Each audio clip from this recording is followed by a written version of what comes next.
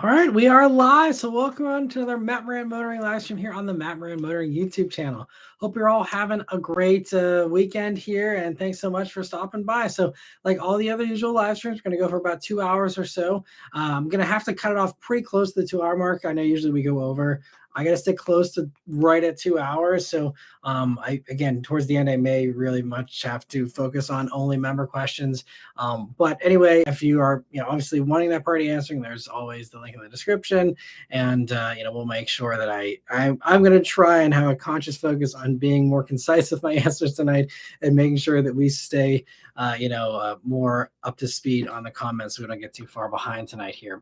But let me see here, getting everything set up. I am also using my new iPhone that I just got here, which has been a fiasco. I kind of regret getting it because it's been 48 hours of struggling to try and get this thing properly set up and synced.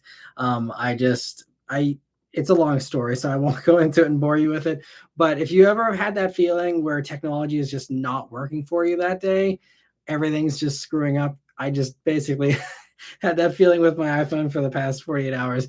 But I think everything is hopefully good. We'll see if the video quality is any better or not. I mean, the cameras aren't that much different from the old one, but we'll see how it works. We got slightly better mics, I think, here now on the new one, so we'll see. But anyway, thanks so much, everyone, for stopping by. I see we have Still a Buster, Ford Enthusiast, Brian, Kevin, Danny, B. Mitchell, and Lance Swaff, and let me see. Anthony, OK Spaces, Vishal, Stephen, Luke, Raphael, Mr. 705, and Zachary as well. Thanks so much for stopping by. I see Zachary says the video quality is great. That's awesome. Hopefully YouTube doesn't let us down here, and hopefully everything is good. Thanks so much for the feedback there.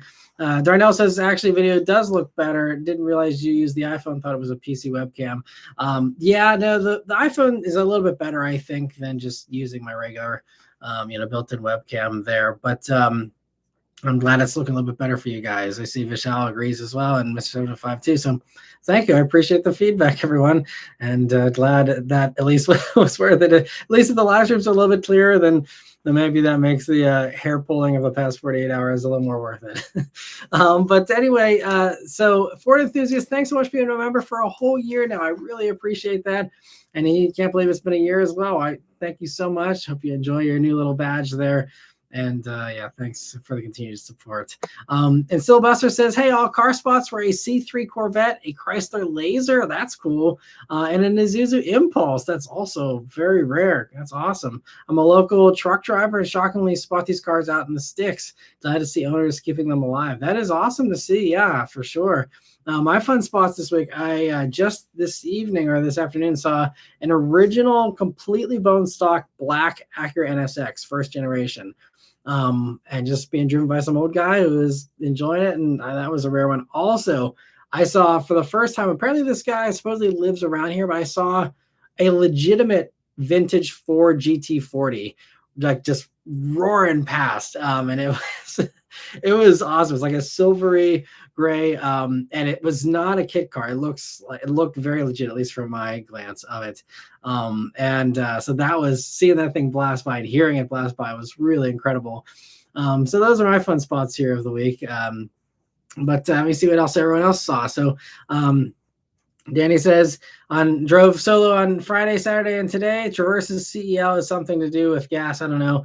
That's the answer my dad gave. I mean, that's oftentimes the answer for a lot of that stuff. And rare spots are first-gen Prius and an 02 Isuzu Rodeo Sport. Very nice. And first-gen Prius, I don't really see those hardly ever. That's pretty rare, so that's a nice one. And B. Mitchell says, as for spots, I worked around Sioux Falls, South Dakota this weekend. I must have seen at least 24 C8s, including a Z06. Nice. Well, the Z06 hopefully sounded good. I mean, yeah, I just saw a C8 tonight. They're like so common at this point. Unfortunately, it's kind of forgettable. I just don't really pay attention to C8s at this point. I mean, they're still nice, but yeah, it's like any Corvette. Like typically, you just see a ton of them after a while, and that commonality makes it a little less exciting, I think. But And I see B. Mitchell says also, with the exception of some poor sot in a rubber bumper C3 driving in the rain, these were the only vets I saw there. I usually see a good mix of vets there.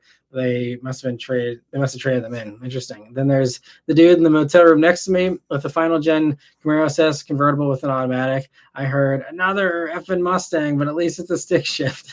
Well, he has an automatic. That's an interesting thing to say, but people say all kinds of crazy things, especially these days. But hope the motel isn't too bad there, P. Mitchell. And Danny also said my dad was still reminiscing about the time he got his 88 Skylark for $4,500 in 1991. The car was 3 years old. It was a maintenance nightmare for him, sadly. That's unfortunate. Cool choice, though, and awesome styling on those things. That's unfortunate. It wasn't great for him. And hopefully some of you enjoyed the most recent Relics of the Rust Belt video I just posted here on Saturday morning. Saw some more old cool stuff and having some fun doing those. I'm going to keep on trying to slowly turn them out every 2 weeks or so here. And maybe someday I'll do them more often than that. But hope you guys enjoyed that. And let me see. Lance says, good evening, and I hope everyone's having a great weekend. I didn't see any cool cars the second part of this week, and sadly, I'm extremely tired today, so I'll be watching the stream on my Apple TV. Have a great Sunday, everyone. Well, yeah, whatever works. I mean, obviously it's great to always see everyone's comments, but I'm sure there's a lot of people, who just sit back and kind of watch and enjoy the chat here, even if they're not interacting. So totally get it, Lanswath, and hope you have a good, relaxing rest of your Sunday. And Danny says his Skylark had either the Iron Duke or the Quad 4. The water pump died twice. Timing belt snapped, which caused a head rebuild. Sold that to buy his 98 Cavalier Coupe brand new. Nice. My mom said the car she was driving when she met my dad was a 98 or 2000 Chrysler Sebring Coupe LXI. And the first car they bought together was the 2006 Equinox I talked about. That was also the car my parents brought me home from the hospital in. That's awesome. And that was a comment. I don't know if you saw in the Relics video where I spotted a Tempo, and it was a little bit newer than the one that I was brought home from the hospital in. But that was 1988 Ford Tempo was when I was brought home from the hospital, and that was kind of fun to see. But let me see. B. Mitchell. Okay, talking about Danny. He says you might carry some ranting, but Matt has you beaten the rant department. That's absolutely correct. I apologize for that. But Anthony says, hey, Matt, some of the car spots this weekend were a Dodge Stealth, Chrysler LeBaron convertible, and about 10 to 12 Corvettes. Man, it must have been Corvette weekend, all traveling together on the highway. That's awesome, though. Must have been fun for that little caravan.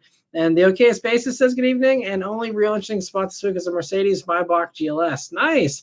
I actually saw a Maybach GLS too on Monday whenever I was driving out to the junkyard in Ohio there.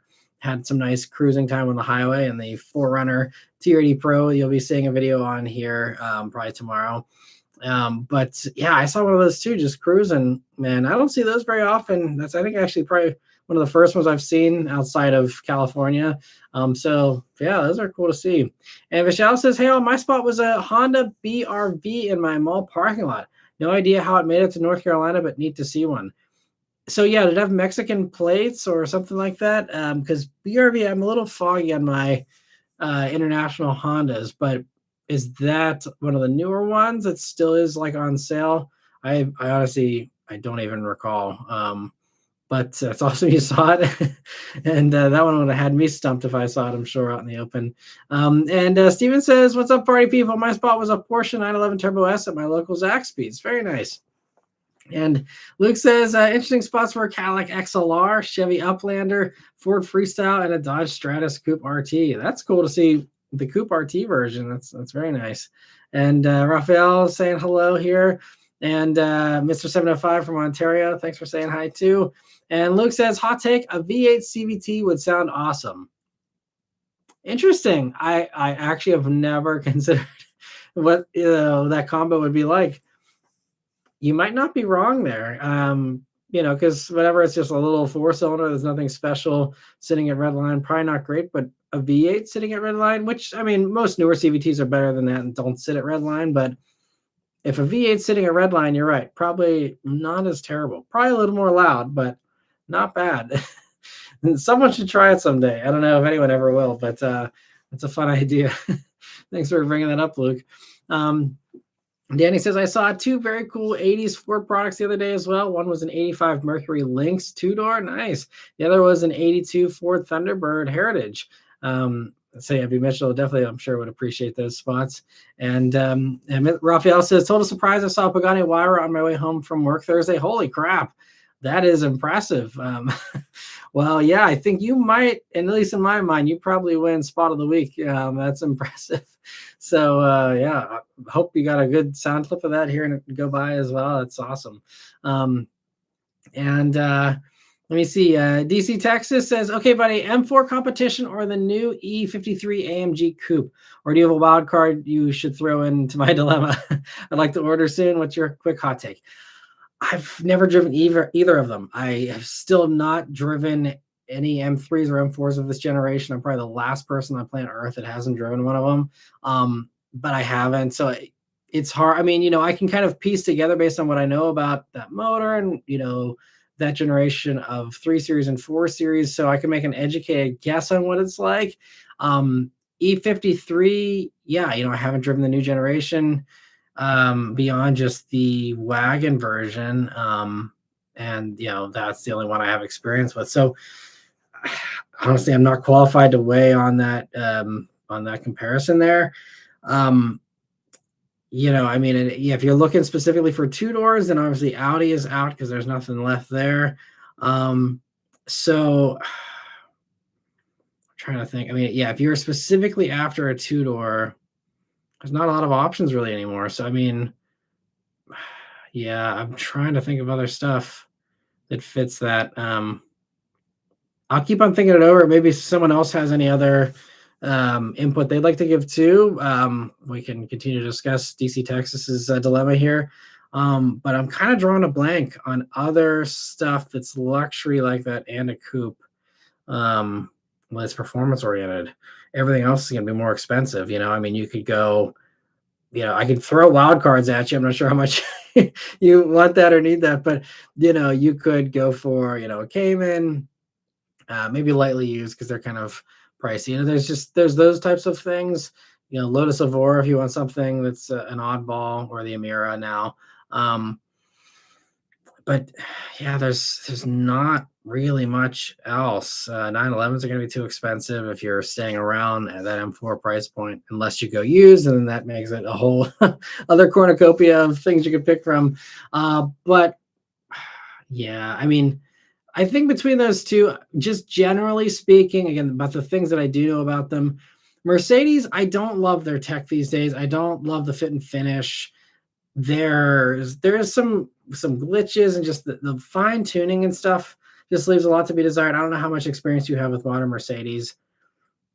I'm very lukewarm on them. They do some fun stuff still, but honestly, BMW executes much better most of the time. So as much as I don't love the styling of the M4 with that, giant schnoz in the front end there, I think if we're talking from a driving standpoint and from a daily livability and build quality kind of standpoint and all that, I'd probably have to say M4. But again, I don't have anything. You can go Supra, some of the other stuff's a little bit cheaper. But yeah, let me know if you have any other ideas or other context to provide there. But between those two, I'd go M4, I think. And OK Space is also weighing in on the quality here. He says audio and video are great. Thank you. He says also upgraded the 17 Pro, having issues with wired CarPlay disconnecting after 30 seconds. Interesting. I wonder if that's an iOS 26 thing, because I think there's a few little bugs with that too. My phone was saying for a while today that text messages were constantly like pausing, syncing with iCloud, and then were syncing. I don't know what's up with Apple these days. It's after this weekend, I'm like, maybe I need to take a hard look at Android again. I don't know. I'm so into the Apple ecosystem, though, it'd be really hard to ever leave at this point. But yeah, I don't know. It's just, there's some bugs, I think. Hopefully they get it worked out pretty quick.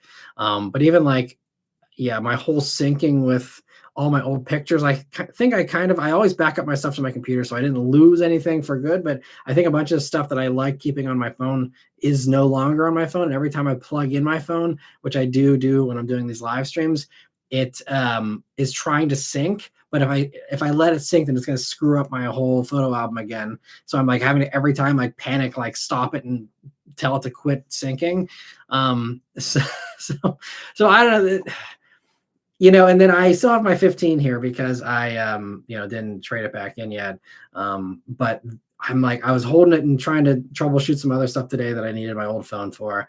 And I'm like, man, like it's so much thinner and smaller. And I'm like, I'm kind of regretting for the first time ever upgrading, just because not only the headache, but just this one is a little bit more of a chunk. And maybe I'll get used to it. I really just wish the Air didn't have compromises in at least cameras. I could deal with the battery compromise, honestly.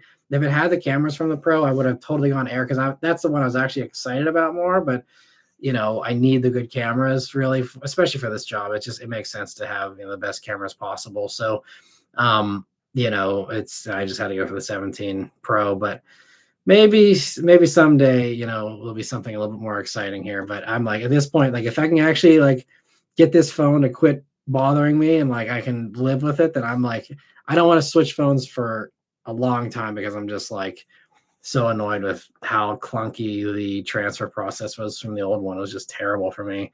But anyway, I'll quit talking like a technology challenged person at this point and move on. But Vishal says, saw the new iPhones at the Apple Store this weekend. The Air was impressive to hold. Orange Pro looks better in person. Regular 17s are nice too. Nice. Yeah, I should check out the orange. I just got the blue because it was the safer bet. And I'm also, I had a blue for my 15, so I was happy to stick with that. But that's what I've heard from everyone is the Air is really cool just with how thin it is whenever it's actually in your hand. So I got to go to the Apple Store and check it out. It's just, yeah. Maybe next year they'll actually find a way to put all 3 cameras in. And then I would totally go for that. Because you just do the MagSafe battery on the back anytime you're on a heavy battery day. And then otherwise you have this really futuristic feeling thing, which is what I always loved about iPhones. Is to me, they did feel very high tech at the time. And I know, they've kind of fallen behind Android clearly. But I'm just missing a little bit of that wow factor, that Apple just doesn't really have much of these days. And I hope they get back to that someday. And so maybe the Air is a good first step to that, even if there are a lot of compromises. But Mr. 705 says, if we have the time, I'd love to hear a bit about the phone issues. Think of trading my 15 Pro for a 17. Okay, yeah.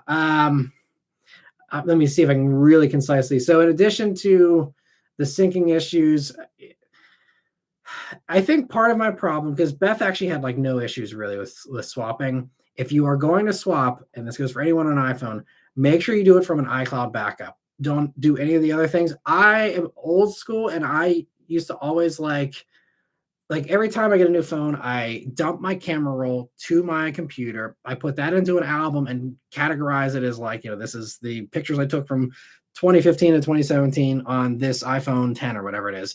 And I put that in a folder, and then I sync that folder back to my phone. So I still have my whole camera roll in a way, but it's categorized and I'm keeping track of everything instead of just some gigantic camera roll that's 50,000 pictures long that's completely disorganized, aside from hoping the metadata is correct for timestamps and stuff. And so with this one, I dumped the pictures off, and then I always do like an actual backup to my computer, and then I restore from that backup. And that's how I usually set up a phone, is I restore from the hard backup on the computer, and it's usually fine. But this time, like, that just was not what it wanted to do, and it just kept screwing up with everything. And it also was a domino effect. So then my watch didn't pair, and it wouldn't see my watch or find my watch, and so I had to completely reset my watch to factory settings. And then I thought I had everything kind of okay, and then it kept giving me a bunch of issues, so I had to go back and resync everything again and restore. So I actually went through 2 setup processes. And then just like the other things you forget about after a while is like even just logging into everything. I mean, maybe you guys have less apps than I do, but like everything is 2-factor verification for everything now. So it's like, having to go through 2-factor for, 50 apps or whatever it is that I have, it's just like, it's, I don't know, maybe I'm just too busy. I just don't have the patience for it anymore or something. I don't know. But like that stuff was really annoying, but really just the fact that my entire photo album library just got screwed up. And then I have to manually re-download. I like having all of my songs that I bought, because I still buy songs on iTunes. I'm another dinosaur doing that, and I don't stream music primarily because I'm on planes all the time, and I like just having my entire music collection downloaded to my phone. And every time you upgrade to a new phone, and you're switching all that, the iOS always wants to have all of your music in the cloud. And so I have to manually go through every single song, because Apple has no way of doing this in a batch. I have to go through every single song and say download, download, download, download for my entire music collection. I still haven't finished doing that. But at least I got everything else functional on the phone. But like, though, it's just, they make it really hard. And it's like, we're trying to encourage people to upgrade every year, every couple of years or whatever.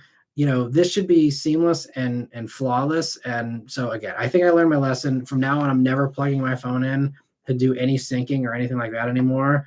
And I'm just going to do straight off iCloud, because that's really what Apple wants you to do. And clearly that's the only thing that's easy anymore. Everything else, they just make obtuse, or they just haven't invested in making sure it's a good process anymore. It's just terrible. It's just disappointing, because Apple used to be so seamless, and now it's just this gigantic pain in the butt for me. So those are the main ones. But also, again, like I said, it's bigger, it's heavier, it's thicker. I miss my 15 Pro, and if I could go back and in reverse time 72 hours, I would have stuck with my 15 and waited for something a little bit more exciting. But it is what it is, and hopefully I can roll with it here in the future. But it sounds like you're in my position, Mr. 705. If you relate to anything I've just said, don't upgrade. Or wait for something that's really compelling. I think for me, I'm willing to put up with a certain amount if there's enough wow factor, but with this, since it was almost like a sideways move in my opinion, I think I had less patience with that as well. I've been so busy. Usually, like in the past, I'd like wait, it was like Christmas morning. I'm like, wait by the door for the UPS guy to show up, and I spend the entire day getting it all set up, and it was like this fun process. And like, I didn't even open it until like late that night, because I was just so busy with other stuff, and I'm just like, I can't even be bothered to deal with this new phone right now. And so like, I think it's just some of the fun has left, and so I think that also probably adds a little bit to the frustrations. But it just was not as simple. So iCloud backup, or don't even bother with it. So anyway, hopefully I helped you a little bit. And for everyone else, sorry to bore you. But Darnell says, I'm itching to grab the orange Beats Fits Pro 2 coming soon, but I don't think they added too many features versus the old. Yeah, I think a lot of stuff is just so evolutionary these days, and it's like, there's just not a whole lot to compel people to get new stuff, which is good, because we shouldn't be buying new stuff all the time anyway. Like, it should just be stuff that we can actually buy and maintain, and kind of slow down this consumerism process that is so embedded in modern culture, especially in America. But let me see here. B. Mitchell says, now, B. Mitchell needs therapy. An ex-girlfriend had an 85 Lynx two-door, and a former U.S. Air Force coworker had an 82 T-Bird that was a total POS. 4.6 liter V8, proving once again that Ford can screw up SPF. Yeah, I mean, even like I sent the picture of the Ford Tempo that I saw at the junkyard to my dad. He was like, "Yep, I don't miss it at all." I was like, he even said, and I've never heard him talk about Honda, but he's like, I wish I would have just gone Subaru or Honda like decades earlier, because he had his Escort 82, I think Ford, or 84 Ford Escort, that he doesn't miss that at all. He had the 88 Tempo. He doesn't miss that at all. He doesn't miss the Pontiac Astra he had before those two. He were like, they were all junk. He couldn't wait to be done with American cars. But he's like, yeah, he wishes he would have bought, a Honda or a Subaru back in the 80s instead of the American stuff. But, he found what was best for him eventually. And, finally in the 90s there, went up to the Subaru and hasn't looked back since. He's never owned anything other than a Subaru since then, which shows when you screw a car up and it burns you. I mean, some people, you lose them for life. And my dad is a prime example of that. He will never, ever consider another Ford. And I don't blame him after the terrible experiences he's had. Thankfully, I had good ones with my Mustangs. But it's one of those things that's very important for car companies to get right, I think, especially these days with all the tech and all the glitches. Anyway, Theodore says he saw a purple PT Cruiser. Very nice. And Luke says this last week in North Carolina, I saw probably 8 Crown Signias in the same day. I'm happy they're selling. Yeah, me too. I keep because we discussed this, I think either Wednesday or last Saturday, Sunday, and I've seen a couple of Crown Signias this week, even since then, and I'm like, yeah, I'm so happy that people are buying them, that they're selling in good numbers, and also that Toyota's keeping up with demand a little bit better than they used to. Because yeah, I just thought they were still production constrained, but maybe they're not anymore, which is great because they may have a secret hit on their hands here that no one's really clocking, but I think we're starting to see a bunch of them out there that at least they're selling better than the Nissan Z because we're all seeing way more of them than Nissan Z, so that's a win at least.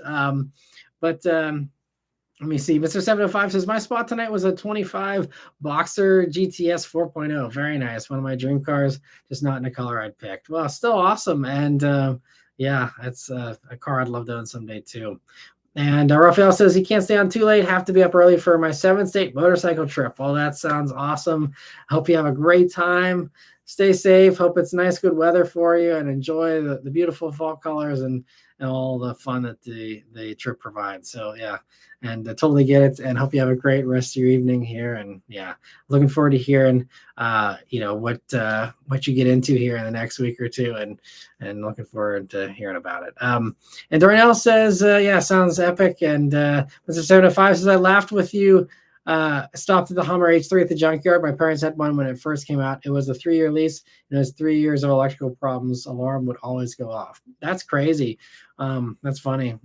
Yeah, I know someone who had an H3 and they really liked theirs and they really missed it, and it just got too old for them to keep it around anymore. But yeah, H3s were kind of a mixed bag. I mean, they were so slow too with that 5-cylinder that it had.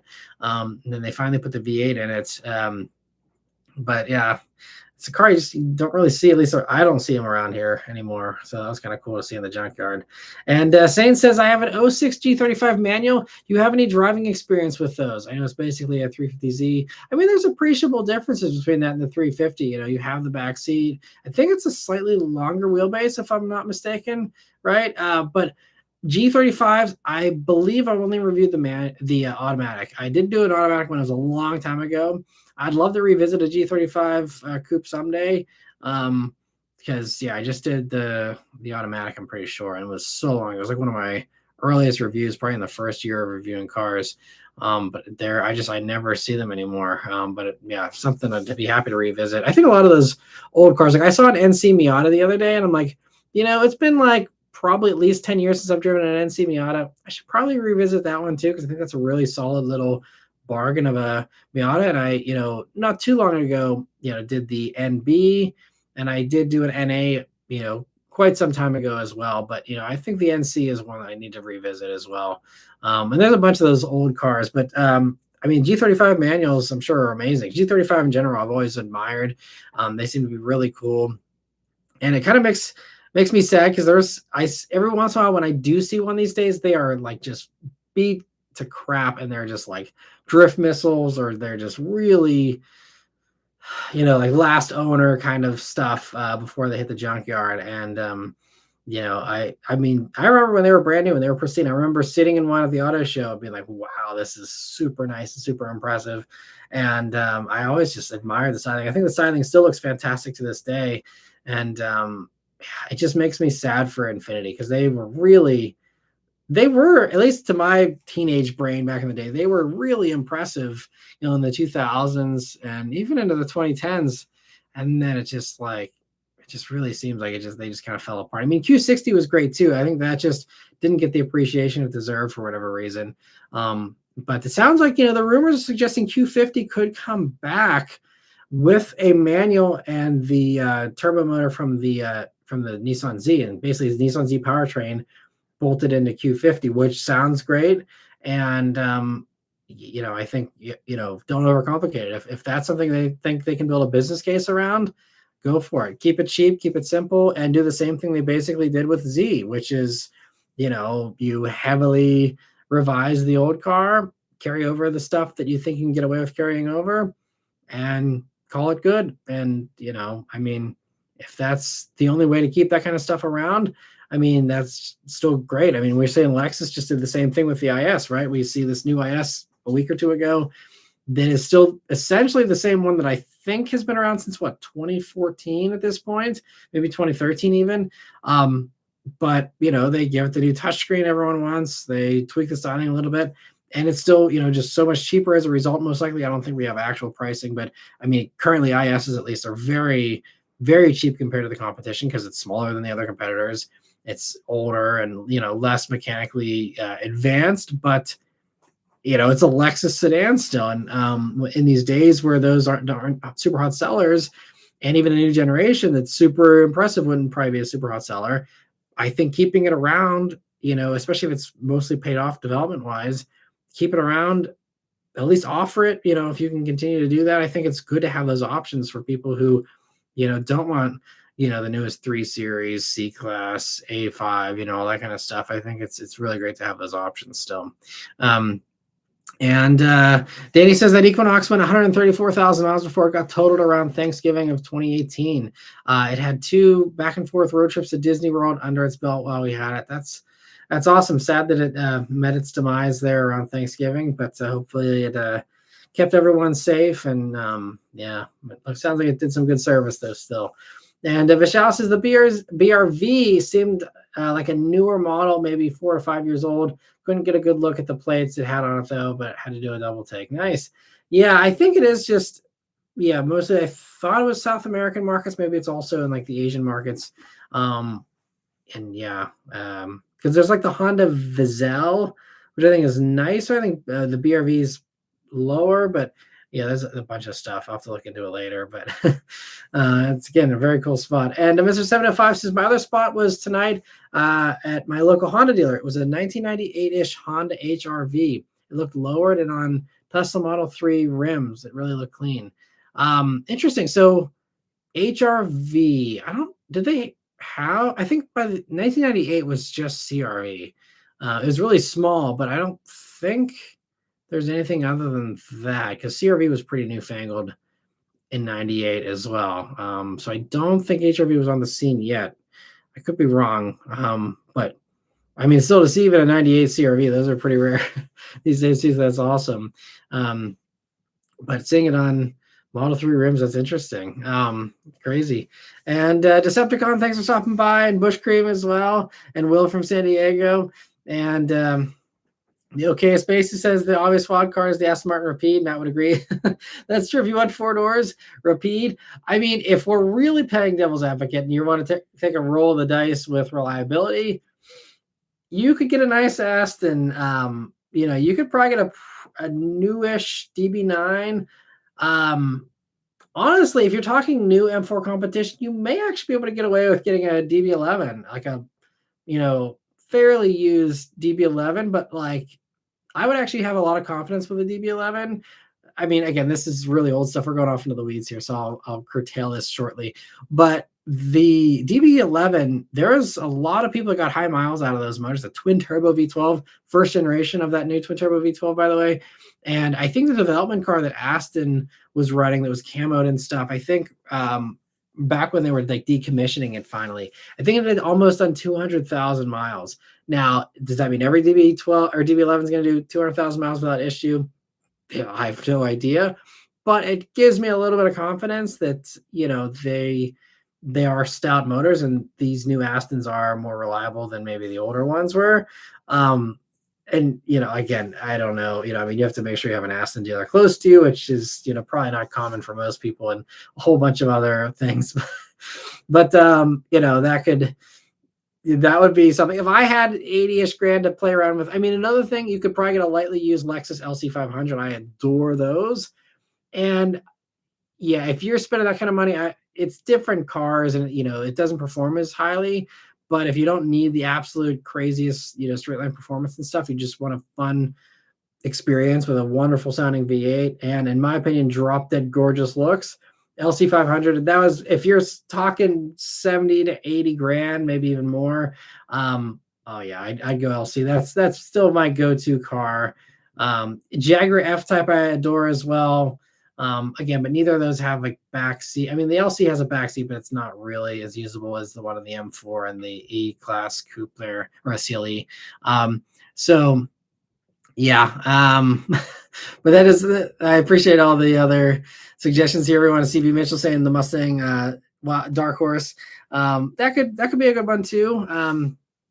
Yeah, if you're willing to go down to a lowly Mustang instead of the European stuff, Dark Horse probably is great. Another one I unfortunately still have not actually experienced, but if it's Mustang Mach 1 with 20 more horsepower and a little bit of a quicker steering rack, I think that would be a pretty impressive car too. And Gary says, "How you doing, Matt? What do you think about doing, or what do you think about the GTI 380?" So if we're talking, is that the final edition, right, of the manual GTI? I'm very happy they offer that, and I think it's a really cool option. They seem pretty rare, so if you can find one, I'd highly recommend them. It's as far as we know, the last of manual GTIs.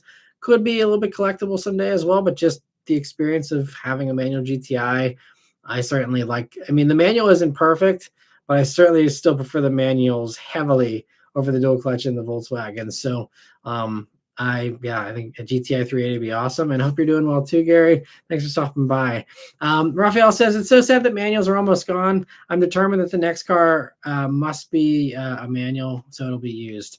I mean, there are some good new stuff out there, some good new cars that are manual, but they are, of course, an endangered species. Maybe they'll retain this level, and maybe we'll see more in the future. But yeah, it is unfortunate. I mean, and not owning a manual anymore, I mean, I do really miss it. I miss the engagement. I miss the control, and just again, just that control. I think the bottom line, like I like having control over when I'm engaging the clutch, how I'm shifting, what gear I'm in, and it just makes you more attentive, more involved. It just, I still love manuals. Michelle says, "Saw an article, Hyundai might be building a 4Runner rival. Thoughts?" Sounds cool. I hadn't heard that. But that's, I mean, I guess I could see something like that. I just hope that Hyundai doesn't fall into the same trap that Toyota has with just having way too many trucks in, the same 45 to $65,000 price range there. Because I mean, yes, they don't have a body on frame thing, but to me, that's kind of a far-fetched rumor because they have nothing that's truck based. They don't have a single body on frame vehicle. So, and if you're doing body on frame stuff, I would say you should probably start with a pickup truck and then go from there. I know there's the Kia Tasman in other parts of the world we don't get here, but I think if you're going to do a 4Runner rival well, it needs to be actually truck based thing. So I think that'd be a long ways off. Maybe they're working on it. Maybe they're going to have an actual truck. There's also I talked about this a long time ago in the weekly updates. There is this partnership and where there's potential for GM and Hyundai to badge engineer stuff or possibly use platforms. So, and this is why everyone was saying, oh, they're going to put Hyundai badges on a Silverado and all this kind of stuff. Maybe if Chevy doesn't want to do a proper Blazer, maybe, Hyundai could say, hey, can we get that Colorado platform and, make a Blazer ourselves, essentially, the way you should be doing a Blazer. Maybe there's that kind of thing. I don't know how deep that partnership goes. I don't know what GM is willing to give up and share. That's the only way I could think of them going about it here in America, is using GM platform for something like that. Other than that, I just think it would just be, if it does happen, it's gonna be a long time away. And by the time something like that actually would come to fruition, we'd be back. I mean, I would assume we will be back to focusing on EVs and be out of our little sabbatical here where we're taking a few years off of trying to progress on emissions and stuff. We'll it just something like that. If it's going to be gas powered, it's just going to be launching in a time where there's going to be less and less gas vehicles. So I don't know. Maybe they'll do an electric version, but it's still body on frame. EV is also something that maybe they're working on, but I haven't heard about it if they are. So I don't know if I buy that one personally. And maybe Gaming BH says Fisker Ocean for sale, no accident, 25,000 miles for 16 grand in New York. Probably 30 plus more that are well under 20 grand on Carfax. I honestly, I'd love to see if anyone is actually buying these at any price, whether 16 is enough for people to go for it or not. I'm curious, especially if it's in New York, because I know there's a bunch of them that got sold to a fleet company in New York for taxi service, I believe. I'm wondering if they're souring on that already and saying we don't even want to use these as taxis, and they're dumping them, um, or if these are privately owned vehicles that are actually popping up at dealers and stuff. Um, I just yeah, if this were some other thing, like we're talking about, like some other horribly unreliable car, like a Yugo or something, at least you could fix it yourself. But with an EV, you can't fix anything yourself. And that's the whole danger of any of these modern cars that are so computerized. And this is, why this, Right to Repair Act and all these other things are really trying to find ways to kind of preserve some of that. But like, if a Fisker goes wrong, who's fixing it for you? Maybe there's, I don't know what the deal was with the whole Fisker unraveling as far as who's taking over servicing or if anyone is bothering with that or what. But like, the second you have a single issue that bricks the car, that just be it. It could just be like, okay, well now it's gonna go to the crusher. I have no clue. But honestly, like them selling for anything more than scrap value to me, it's just a leap of faith that you are on the line, and it's not a position I want to be in. But yeah, that's crazy. What a wild series of events there. DC Texas says, I wish on the Aston, but my price cap is 110 to 120. Oh, if you got 110, I'm guessing you just don't want used, because there is some very nice. I could spend your money. I could spend your money for you happily at the Aston dealer. There's all kinds of stuff for 110 to 120. Nice stuff. You could actually probably. Sorry, I'm getting excited now. You could probably go for prior gen DBS. Even like the current, or not the current DBS, but the prior gen DBS superleggera. I don't think they're quite that cheap yet, but I think, definitely you can get a super nice DB11. You could probably get, you can get actually a loaded Vantage. There's some Vantages well under 100 now, which is another fantastic sports car. I had to add, the Vantage. I had a new Vantage, but I'm sure the older ones are still fantastic as well. There's all kinds of stuff. 110 to 120, Cayman GTS 4.0, you can, get one of those for 100 grand and pocket, the rest. There's some good stuff. I'd have to look at a list of all the cool stuff. You can go used, 911 GT3 or something. You have to go really old used, but 997 or something, I'm guessing is probably around that price point. Maybe they've gone up. I don't know. But yeah, but M4 would be a blast, I'm sure. I've always been very impressed with all the M products I've driven in the past few years.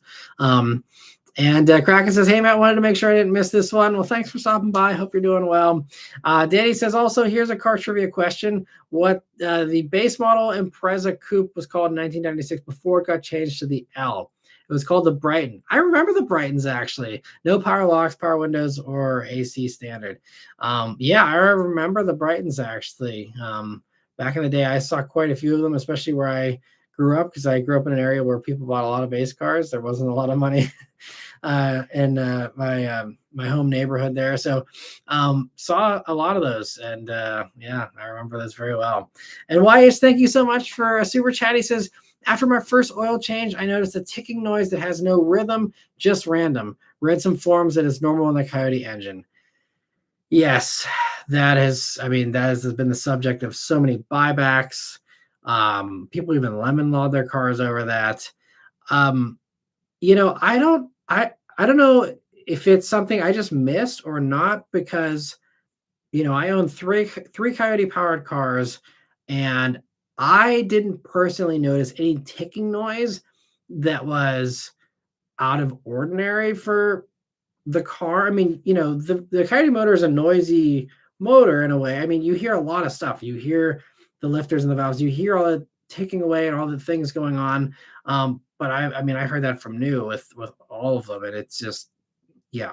So I honestly, I don't have a good representation of what the ticking actually sounds like from behind the wheel, because I don't think I've ever experienced it. If I have, then it never caused me any issues, in the miles that I did, at least, which admittedly was not a lot. But if it's driving fine and it doesn't bother you, just don't worry about it. I mean, you have a warranty. You have a 5-year, 60,000 mile powertrain warranty as long as you don't, mod the car so much that you avoid it. But I mean, the consensus though is that most Coyotes are completely fine.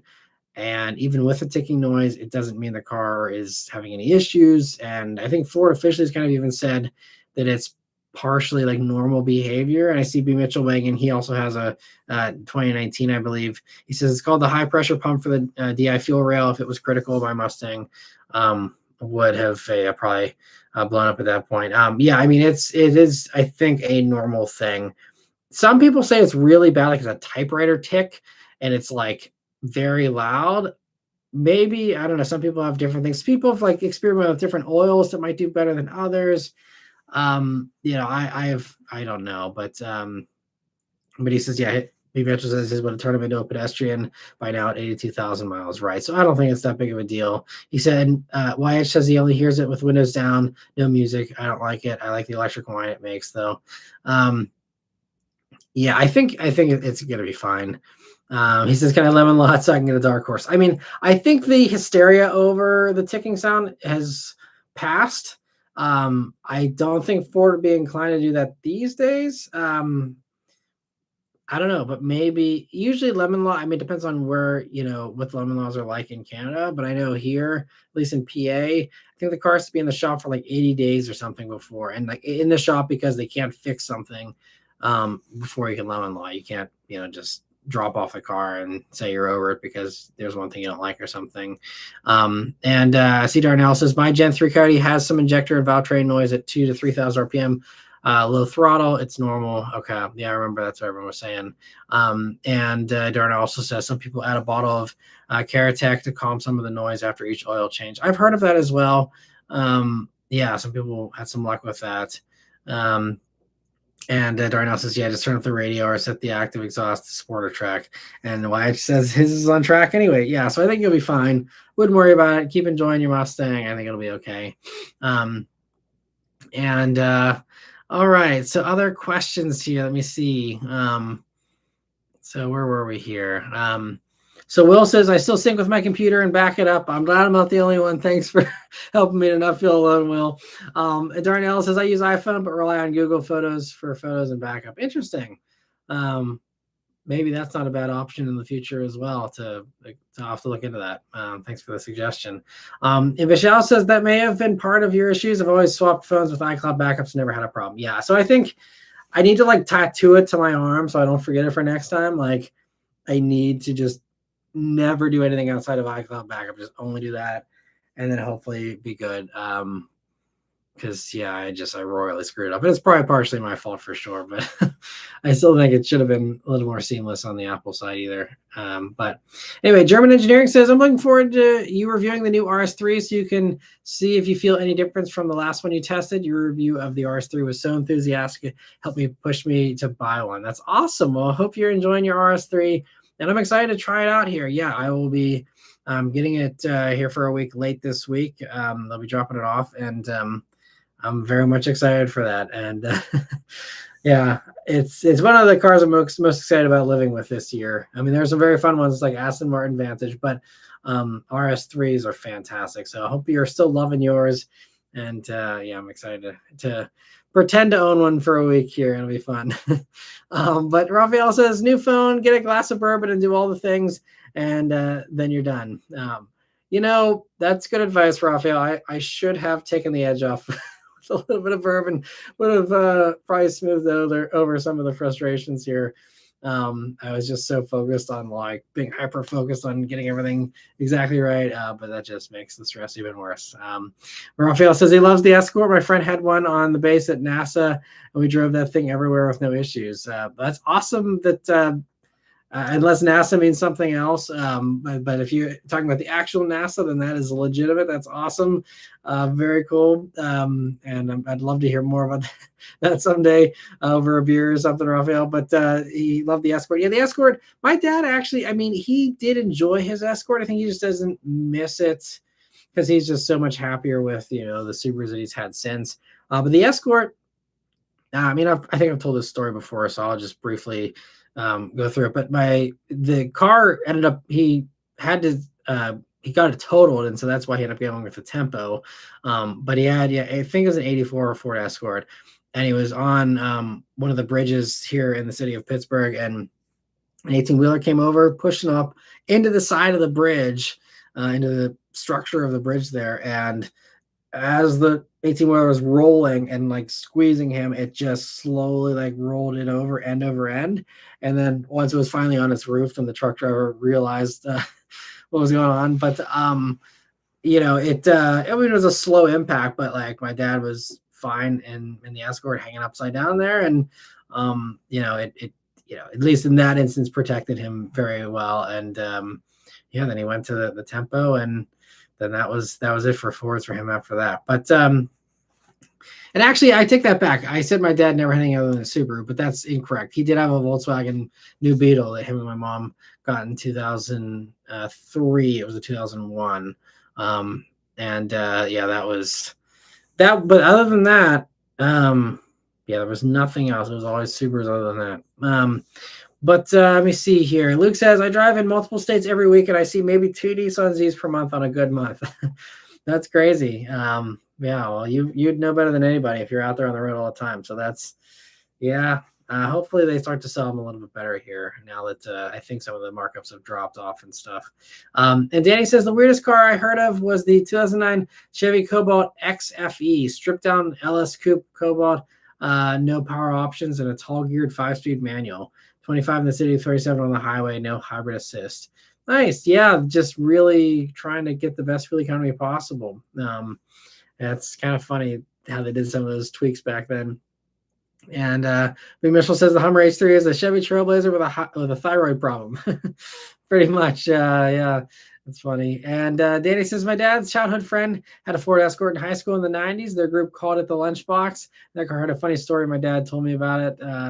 He says the 4 of them were going home from a party, and they gave like 7 or 8 people rides in that Escort. 4 of them in the regular seats and 3 or 4 of them laying in the trunk on one on top of the other. That's funny. That is. I actually had someone, an old coworker, who said he used to do the same thing sometimes coming home from the club with his C5 Corvette. That he would have people tagging along in the hatch in the back, which is just crazy times. Let me see here. Michelle says Infiniti fell apart the moment they changed the Q naming structure. Yeah, I mean, I thought Q50 was great, but maybe it was just the rebrand maybe threw people off from a sales standpoint or something. Because I think you're right that they didn't ever really regain sales the way they did with the G, the G35 and G37. I think, I guess they shouldn't have innovated because people just really love those, and Q50 never really caught on quite as much, I don't think. And Raphael says, why do people criticize the Prelude? It came back attractive and with more power than my 3rd gen. Well, partially because enthusiasts are never happy, and also partially because, again, we're living in very spoiled times. I think that's all, like, as far as cars go. Not a blanket statement for everything going on right now. But, with cars, everything has so much power. And, we're just after enthusiasts have been conditioned to Hellcat levels of power for the past decade, 200 horsepower just doesn't get most people excited anymore. That used to be solid, and for sport compacts, that is absolutely what they always have been. And Honda is sticking to that with even Civic Si, which is part of the big sticking point for a lot of people with that car is, well, I'd rather have a Jetta GLI and have a bunch more power. I'd rather have anything. Everything is faster than a Civic Si at this point, and so but I think with Prelude, I think they would have had a little less resistance if it was Civic Si powertrain. Just put the manual in, give it that motor, and sure, you're still at 200 horsepower, but at least you are a little more enthusiast focused. Bringing it out as a hybrid with, technically it has no transmission, but, even Honda says, an eCVT, which is just their way of explaining how power goes from the engine to the wheels. And so, that is a tough sell to some enthusiasts. I mean, a lot of people really love the Civic Hybrid. It's fantastic. And I think, if you don't need the LSD and you don't need the manual, you'd be crazy to not get the hybrid Civic for the same money as Civic Si, pretty much.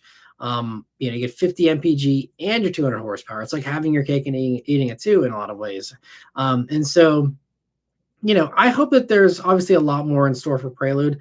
I think, it's very easy to envision them putting the rest of the Type R stuff. We already have the Type R front suspension. Um, I would assume that the motor fits. I would assume the transmission hopefully fits and all that. So I think that a Type R version is hopefully a pretty easy lift for them and will hopefully come sooner rather than later. And it's the same thing we saw with Integra.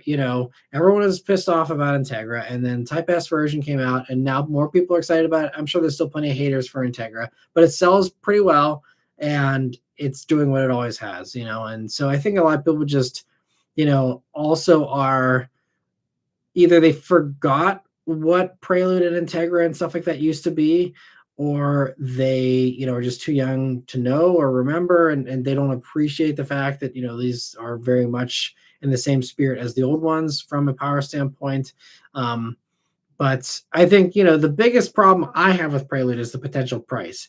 We don't know price yet, but, the rumors of it being 40 or more, turn out to be true. It's too much of a price premium. And if it's 2 to 3 grand more than a Civic, okay, fine, I can see it. But if it's more than that, it's a pricing problem. Even if it is the greatest thing ever, it's a pricing problem. That's just the bottom line. Again, I hope I'm wrong, and I hope that it's priced great, and then I'll be a pretty big fan of it, I think. But if it's too expensive, it's just going to be a failure because they quit making Civic Coupe. They said because it didn't sell well enough, and I don't know what the price premium was, but it was probably not more than 1 or 2 grand for Civic Coupe over the sedan. And so, if they themselves, said they couldn't justify it anymore, why do you think putting a new name on it and selling essentially still a Civic Coupe is going to do any better? The Prelude name is not worth 10 grand with no other enhancements. I mean, yes, it has, the Type R front suspension and the huge Brembo brakes, which is also the stupidest decision. You don't need gigantic Type R brakes on a 200 horsepower car. It's a waste of money, and it necessarily drives the price up. So those are my things, about it. But Honda again just doesn't make a lot of sense sometimes. But if I were engineering that car, I'd just make it an actual Civic Coupe instead of putting in all this Type R stuff. Save the Type R stuff for the actual Type R. Don't put it in the regular one and balloon the price. But let me see. Danny says the little red lunchbox, to be specific, was the name because it was red and it was a hatchback. Nice. And HRV is an EU or JDM model in 98. Gotcha. Okay, so maybe it was a K car kind of, or like a just Japanese import that's now over here from the 25-year rule. Maybe that's wow. So if you actually saw a 98 HRV from Japan, that's pretty sweet. I didn't know they had HRV back then. And yeah, Luke's saying HRV didn't start here until 2015. And Neo says, "What's up, STI?" I mean, Matt, hope you're doing well. Thanks for stopping by, Neo. Danny says HRV in Europe or Japan started production in 99, actually. And HRV ISR was right-hand drive and had European plates. Interesting. That's cool. Must have been a Japanese import or something. Or maybe they sold them in Europe too back then. I don't know. That's cool. Well, that's a very rare spot. Kyle, thanks for stopping by. Hope you're doing well. And I see Danny says, Rapides are 60 to 70 grand now. And even there's like the Virage, which was like kind of the last gasp of the DB9 before they went to DB11. But even those, I think, are probably under 100 grand. We're still pretending to spend DC Texas's money there. Let me see. I see the discussion about the Mercury Lynx there. Wait, man, thanks for stopping by. He says, good evening, Matt. What was your opinion of the Infiniti FX SUVs back in the day? I always thought they were cool. Thanks for using the emojis there. Because, the one sounded like a 350Z because it had that motor. And then there was the V8 version as well, which was cool. And they looked so awesome with the long hood. And they sold pretty well, too, I think, back in the day. Again, back when Infiniti had their mojo. I always thought they were cool. I've never driven one. I keep my eye out for them from time to time because it's something I'd always I've always wanted to drive and try it out, but I've just never had a chance. Because I believe they were rear wheel drive, right? Or at least rear wheel drive based, which was also like extra legit and actually made them, pretty cool over the Acuras and stuff that were front wheel drive based. So yeah, so they always seemed cool to me. And W. Mitchell said all of the U.S. market escorts tended to be fairly solid. Well, that's good. Glad to hear that. And let me see. So where are we here? And Darnell says, okay, we're talking about the Mustangs earlier. Mr. 705 says, I'd love a 100 to 120 grand budget. I'd be at my closest Porsche dealer. Yeah, that's where I think a lot of people go. And Taste Bud 420 says, late to the party, but still made it. Cheers, everyone. Thanks for stopping by, Taste Bud. Let me see here. So yeah, we already covered the Mustang stuff. Lance Foss says, I try to sync my iPhone 16 Pro once a month. Signing into apps after an upgrade is a pain. Yeah, absolutely. Maybe I should have just signed in or synced more often, and maybe that would have made it easier on me. I don't know. I just usually, once I got all my stuff on there, I'm happy and I don't really have to sync for other reasons, but maybe it's good to keep up with. But again, now it's just like if I sync it, it's going to screw up it even more. So I'm just like, I just have to make sure I never plug this phone in anymore. Darnell says, have a good week all. Thanks, Matt. Thanks for stopping by, Darnell. I really appreciate it. Hope you have a great week. And we'll go for another hour or so here. And again, I'll stay pretty close to the 2-hour mark today, just because I have other things I got to do before tomorrow. So, but let me see here. And thanks so much, Darnell, for stopping by and for chiming in about the Mustangs too. I appreciate that. And thanks so much for the super chat again. And let me see. So Danny says the Brighton Impreza was offered with the EJ 1.8. Interesting, with 1.8 flat for some models. The 2.2 EJ 22, was also. Yeah, that's what the Outback Sport my parents had, was the 2.2 liter. And theirs was the 4-speed auto. But yeah, the 5-speed manual was still standard. Yep. And YH says, I spotted 2 Zs today. Wow, a silver one and a blue one. I got to say, it didn't look so good in person. I still think the 370 is the best looking Z. Nice. Yeah, I mean, that's the thing about styling, is something for everybody. Personally, the 370Z, I don't mind them, but to me, personally, I like 350 and the new Z better. I just think 370 looks a little bubbly, and I don't think it's aged quite as well in my opinion, but again, people really love mine. I had a friend that had one for a long time and absolutely loved his to death. They're good cars for sure. Let me see. You said 350. Sorry, I misread. Yeah, I agree with you. 350, I think is. I love the new one though, but aside from the new one, I think 350. Yeah, those have aged so well. Man, every time I see a real clean, like unmodded or unscrewed up, like really heavily modded 350Z, just a nice clean one.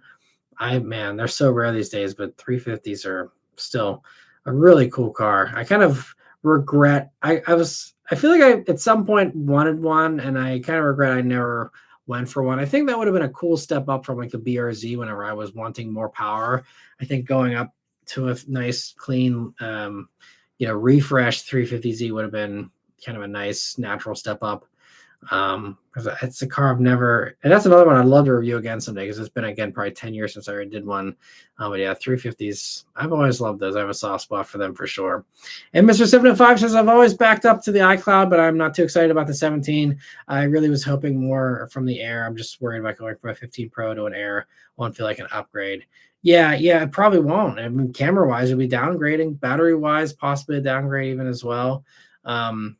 Yeah, it's just inherently going to have compromises though. So that's the problem, is just, if battery tech improves, they're going to put that improved battery tech in the other ones as well. So you're always going to be disadvantaged from a battery standpoint. But at least if the cameras can be brought up to speed with the pros, then I think that would probably get me to go for it, but we'll see what ends up happening. I hope they just thin them all down, a good bit, and we have some nice improvements for that. At least, I don't know about 18, but hopefully at least for the 19, or I think that one's just going to be called the 20 or whatever, for the 20th anniversary. But We'll see. And let me see here. Kraken says, I got to hop off, Matt. I just got back from a ton of car shows over the weekend and need to shower and go to bed for work. Totally get it. Thanks for stopping by, Kraken, and hope you have a great week. And I hope those car shows were fun too.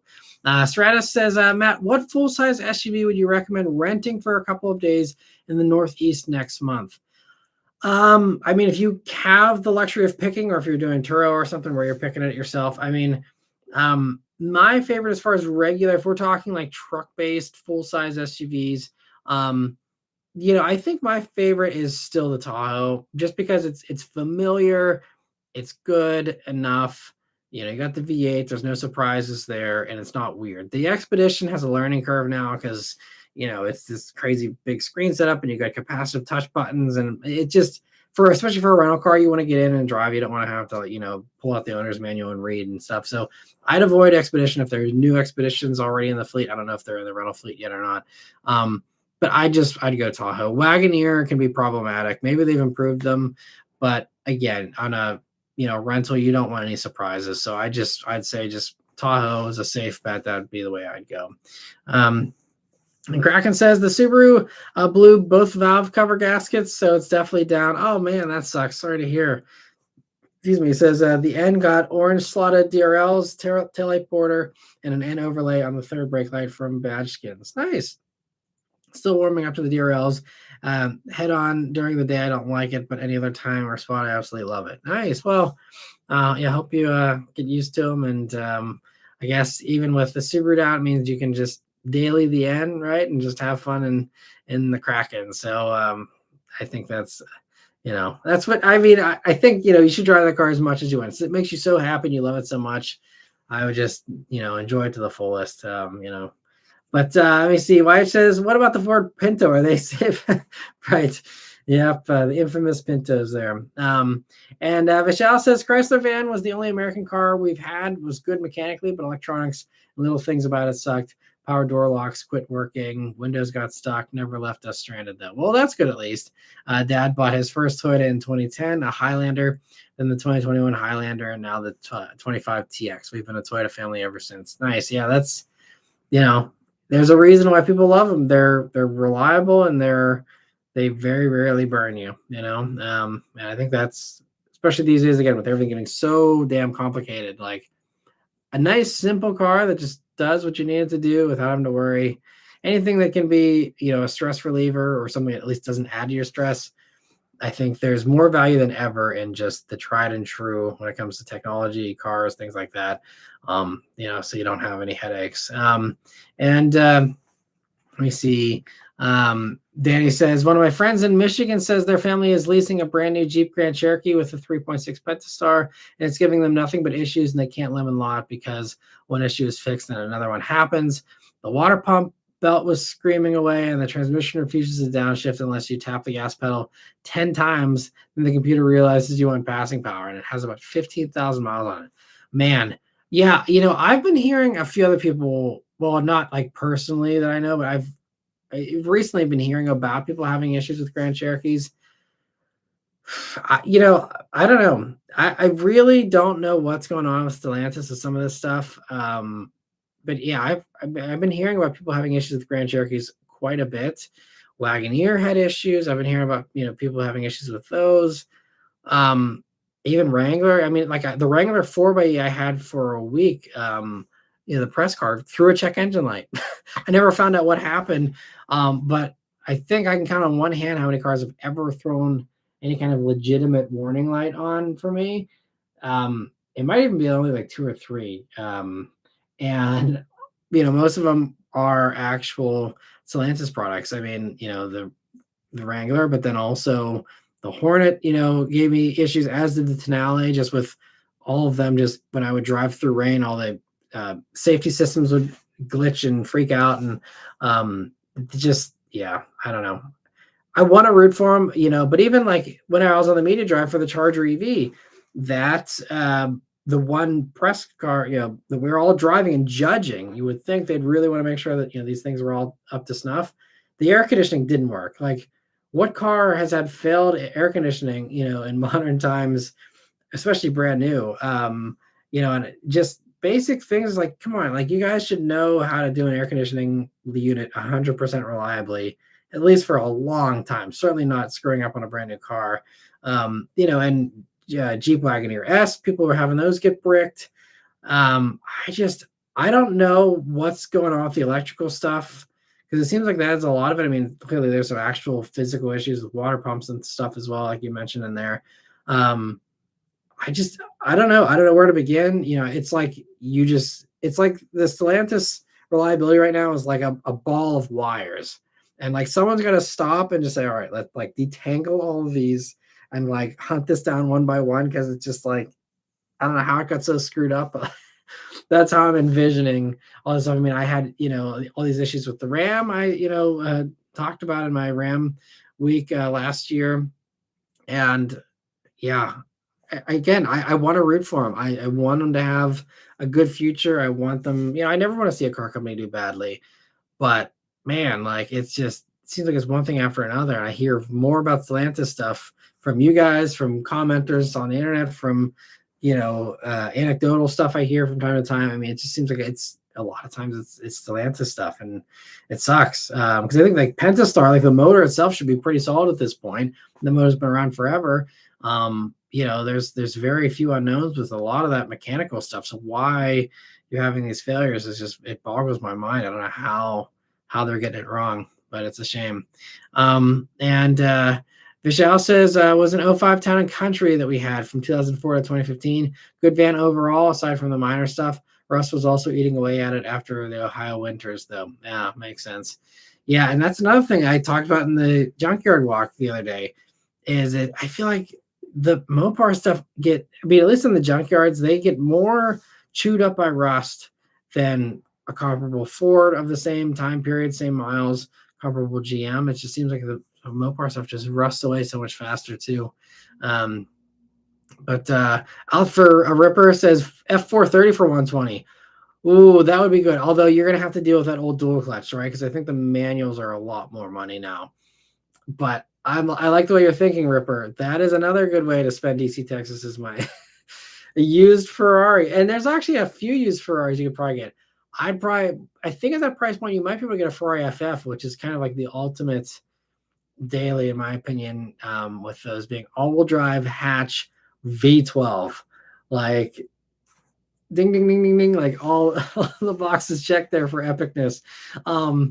But yeah, I agree. 430 would be a great way to spend 122. Let me see. Sorry, YH, I misread about 350, not 370. And Danny says, here's a crazy story from 3 years ago. A 2007 Chevy Impala had 470,000 miles on it. Engine and trans were going strong still. Original trans and fluid was never changed. The guy bought it off of his dad for $3,000 with 160,000 miles on it. That's impressive. And about the Impala, the guy was driving 530 miles a day on the highway in Missouri. That's impressive. Yeah, it's fun to see, there's the one high mileage page I follow on Facebook that a lot of really high mileage stuff and stuff you wouldn't expect that, goes the distance with the right maintenance. Some stuff can go pretty long these days. And also probably a little bit of luck involved as well. But Maybe Gaming says you were in love with the 350 that you reviewed. The interior looked like it went through war, but you contemplated buying it at the end of the review. Maybe your best review, in my opinion. I'm glad you liked it. You remember better than I do. I didn't recall discussing that in the end of the video, but that makes sense. And I love the BRZ, but whenever I had to sell it because I just couldn't afford it back then, I wanted the Mini, and I was very much excited about that because it was like another itch I wanted to scratch because I always wanted one. But it's always one of those woulda, coulda, shoulda things. But like an older 350 would have been a fun thing to replace the BRZ with. It was cheaper. There were so many other options. But it is what it is. No going back now, but maybe someday I'll take another blast into the 350.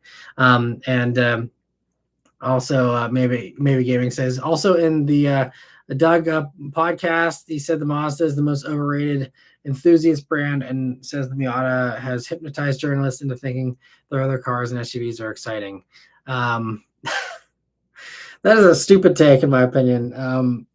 Mazda makes damn good cars. They're also super reliable. Sorry, I won't get triggered by Doug's dumb comments, but Mazda makes really good stuff. I mean, everyone I know that has Mazda CX-5s loves them. My sister loves hers. She had a Mazda 3 before that. That treated her very well. She loved that. Mazda 3 is still the nicest interior in that segment as long as you don't need a ton of space. CX-90 is a legitimate bargain X5, an inline six turbo rear wheel drive based platform, handles phenomenally well, is priced super well. If you act fast, the next 9 days here, you can lease the plug-in hybrid version for like 250 or $300 a month. It, yeah, that I don't understand. I don't understand most of the things Doug says, but especially that. And hypnotizing journalists because we like Miatas. Like, are you kidding me? Miata is so far removed from all the other Mazdas. It's just that the other Mazdas are really, really good. And that's a company it's very easy to go to bat for because every one of them is very good. They're all very reliable. And they just give you a little more for your money from the refinement standpoint. I mean, CX-5 has interior quietness that rivals Mercedes GLC. Like, it's that decibel level. And you don't get that in the other competitors. I mean, there's just actual objective facts that make the CX-5 like very nice for the money. And, and they also drive good too. But anyway, I'll write that off as another nonsensical Doug thing that he's probably just doing to get people like me riled up or just to get people, commenting. Maybe it's a rage bait thing and that I just refuse to participate in on my own content, but maybe that's the kind of stuff that he does just to get people going. I don't know. Anyway, Michelle says the new Expeditions look weird from the back, especially the two-tone bits. Yeah, and I thought that this was maybe just the early pre-production stuff, but if you look at the new Expedition, the higher trim ones at least that have the DRL, like the little accent light that runs through the grill, there's like an obvious cut and the light isn't evenly distributed. Like, if you look closely at it, it's not very well done. And I thought it was just an early production thing or like a pre-production thing. So I didn't bother bringing it up because I was like, oh, well, they're clearly going to fix this for the production version. And they haven't. And I don't know if I'm the only one that sees that or makes a fuss about it because they're selling, people are buying them, but like it looks like a very sloppily done integration of that DRL in the front there. And basically everyone else does it in a more professional manner where it's actually properly done. It just seemed like, it's not quite this bad, but it almost looks as bad as like the little like LED strip you buy at AutoZone or something and like stick onto the front. Like, it looks like that level of like refined as far as how they did that. So I don't know, maybe they'll fix that eventually or maybe not. I don't know, but I'm kind of surprised that actually is getting out of the factory like that. And Vishal says, any car brands you tested recently that had weak air conditioning? I don't think so. Modern air conditioning to me, at least, is always fine. I mean, I don't live in a very taxing place. I'm sure people in Florida and Arizona and stuff probably, have a lot more a better idea of that. But for me here in Pittsburgh, I've never had any issues with AC systems not being strong enough. I think they've all been pretty good. Danny says, sorry, I covered that about the Impala. And Darnell says, I'd maybe go lightly used Audi R8 for that $100,000-ish if I want to get looks. Yeah, that's another good choice. True. Honestly, you can pick up a Gallardo, probably an LP560 even. And you might even, I don't even know if the DC Texas is in here anymore, but we're still pretending to spend his money. But yeah, there's lots of good stuff on the Lambo and exotic kind of side there. And Michelle says he loves the FF as well. Ultimate dream daily driver. I agree. And Darnell says I'd go Cayman GT4 or Cayman 4.0 for driving fun. Yeah, it's hard to beat Caymans. They're really good. And Danny says, my grandfather had a 2019 Ford EcoSport, and that got totaled after Mouse got into it and destroyed the electronics. That's crazy, and that's amazing. That totaled it. That's nuts. Replaced it with a brand new 25 Chevy Trax, and he loves it. That's great. Trax is great. Yeah, I'm happy that that's available for people.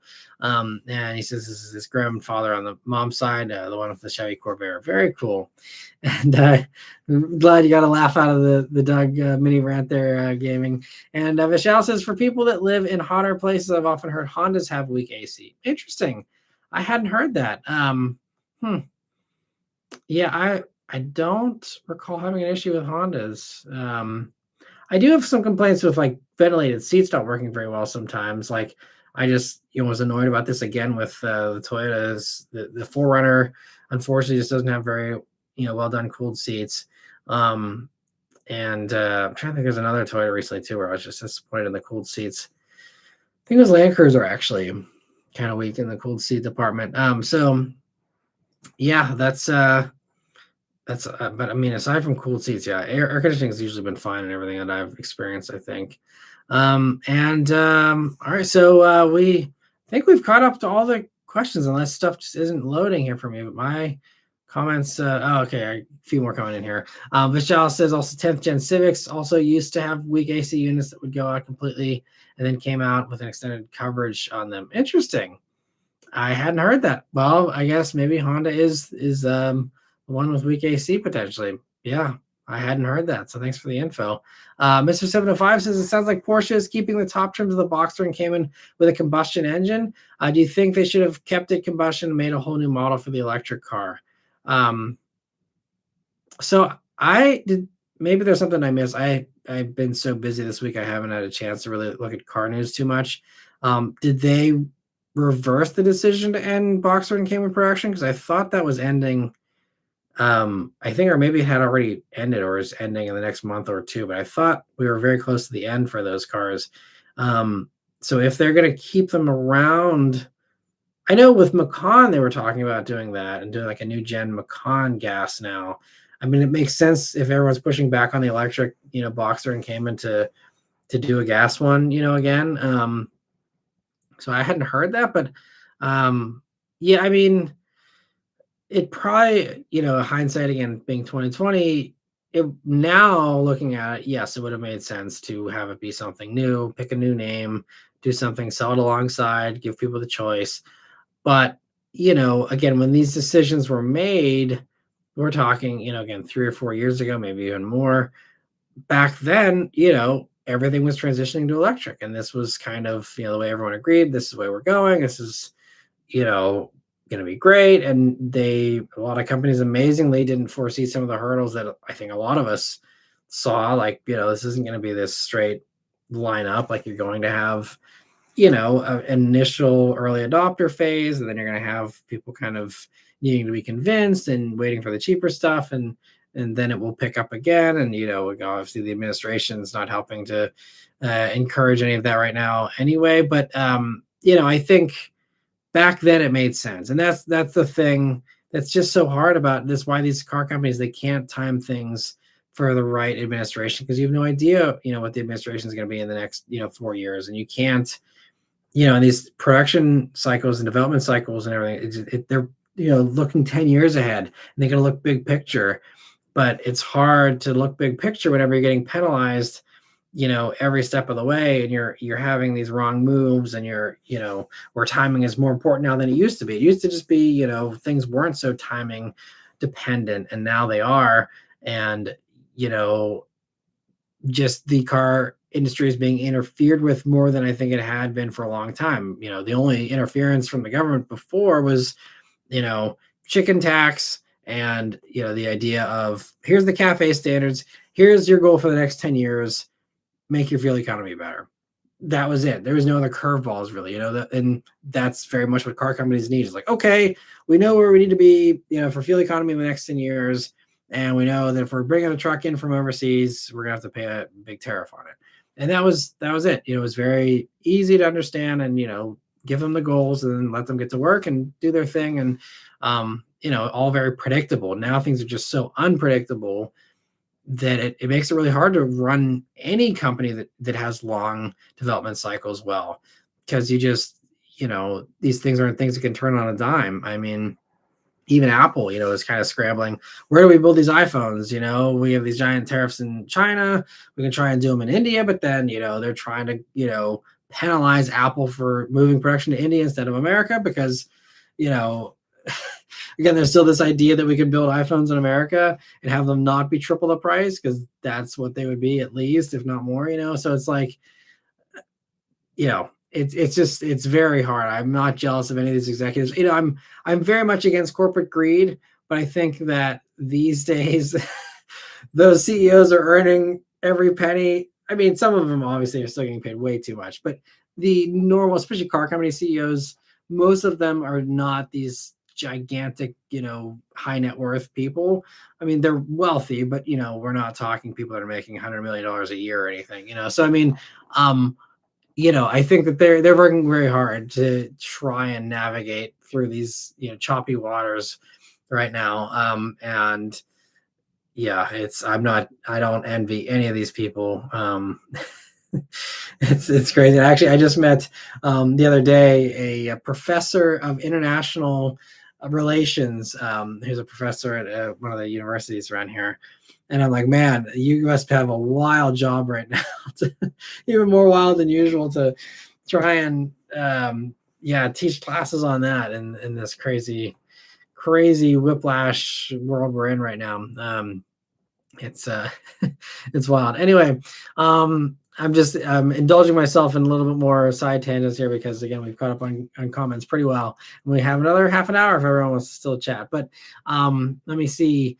So Lancewell says he's heard the Hondas change the efficiency of the AC when the vehicle is in the eco mode. Interesting. I mean, that makes sense. I think a lot of the eco modes do kind of chill out on some of that stuff. I know even with a lot of EVs, those eco modes really do kind of cut back on the heating and all that stuff. And Michelle says our 99 Civic AC also went out during peak summer when we lived in Houston, Texas 20 plus years ago when I was really little. I don't remember any of that, but can't imagine that was fun. Man, yeah, that's gotta suck. Man.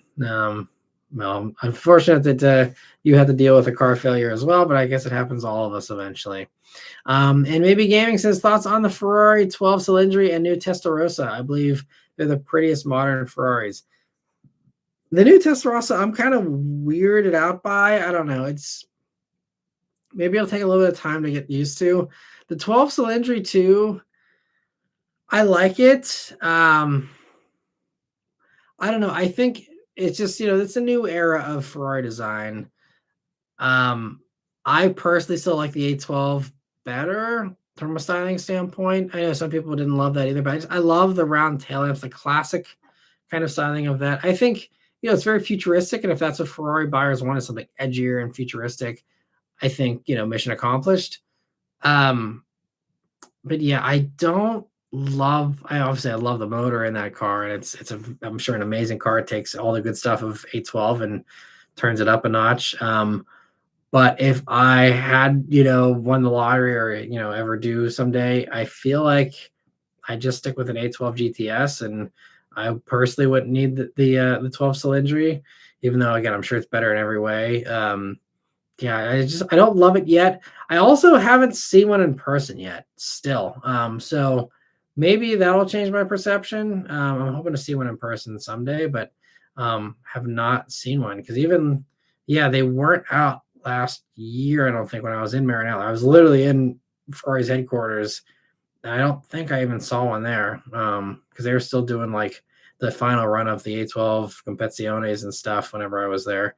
I don't think I've seen the 12 Cylindri in person. So maybe that'll change my mind. The Testarossa, I don't know. It's just a little weirded out to me. Honestly, I think Lamborghini did the Countach, the reborn Countach thing better than Testarossa to me. But yeah, to each their own. And I'm glad you like it. And I'm sure lots of other people do as well. And appreciate all the emojis, everyone. And Caleb says, just hit 280,000 miles in my 03 Tundra. That's awesome. Congrats on that. That's a great accomplishment. Wife is trying to catch up and cross 200,000 in her 12 Accord. That's awesome too. Man, I'm kind of jealous. I love high mileage stories like that, and I've always wanted to be that bonded to a car. I've never done more than, I think I got up to like 85,000 miles in my Legacy GT Spec B, I think something around that, maybe 88,000. And I've never had anything with higher miles than that. And I've never put more miles on a car than that. Which is crazy because like all the Mustangs, they were like, 25,000 or less. Um, and yeah, I guess collectively, I've probably put more miles on S550 Mustangs. But as far as one car goes, I literally have not done. I've never even done six figures in a car myself, which I'm kind of ashamed of. I really someday. I mean, it's too hard with this job to do, really. But we'll see if YouTube continues to get harder and harder. Maybe I'll go to a regular job, and that will be my goal: is to just have a daily driver and rack up an insane amount of miles on it someday. We'll see.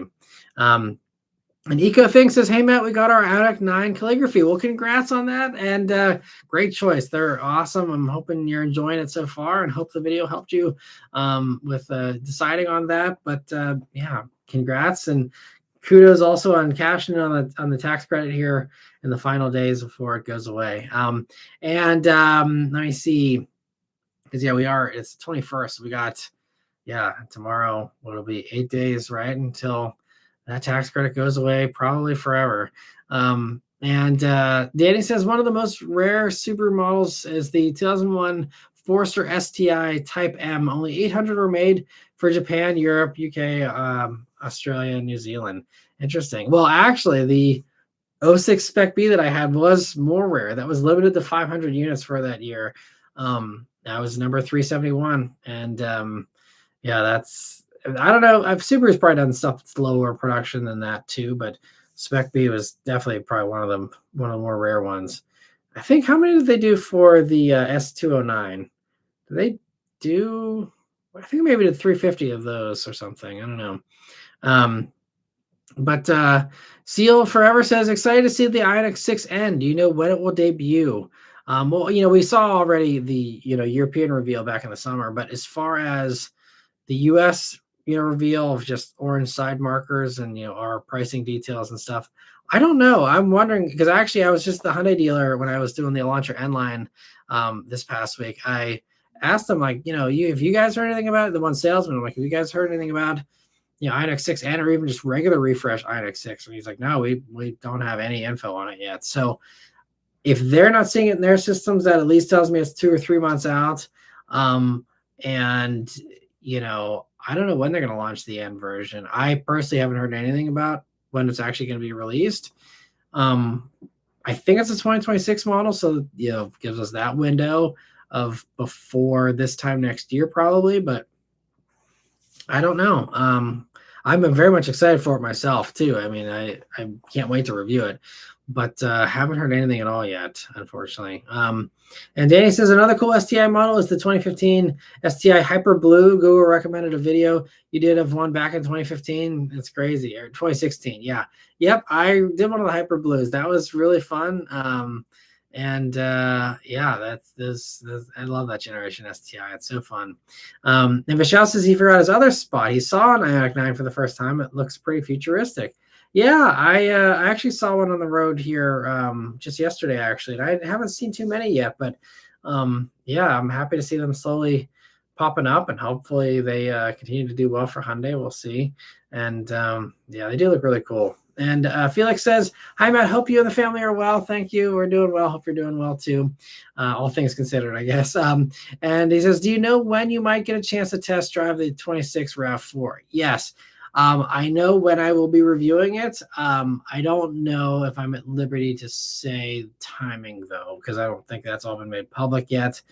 I can say that I will be reviewing it this year. Beyond that, though, I don't want to get too specific again in case I'm not supposed to say. But yeah, I'll be reviewing it this year, and I'm excited for it. So there's also another car that I'm not allowed to say, but there's another car that we're going to be reviewing this year that actually hasn't even been revealed yet, which is kind of crazy. And I'm still waiting for the reveal of this thing because I'm going to be, again, driving it at some point this year.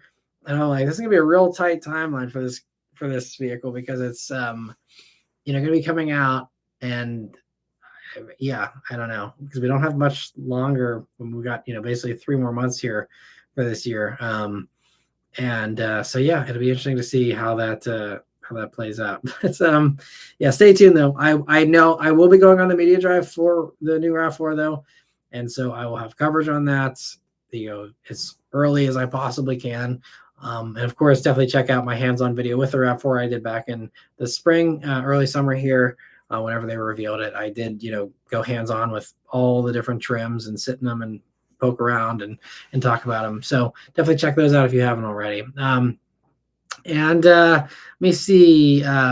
So Danny says Subaru did 209 of the S209. Okay, I guess I should have expected that. For some reason I thought they did more, but so that's probably got to be one of the more rare ones. Maybe the S203s and stuff, if they actually only did 203 of those, and that'll be more rare. But yeah, that's awesome. S209 is still such a special car too.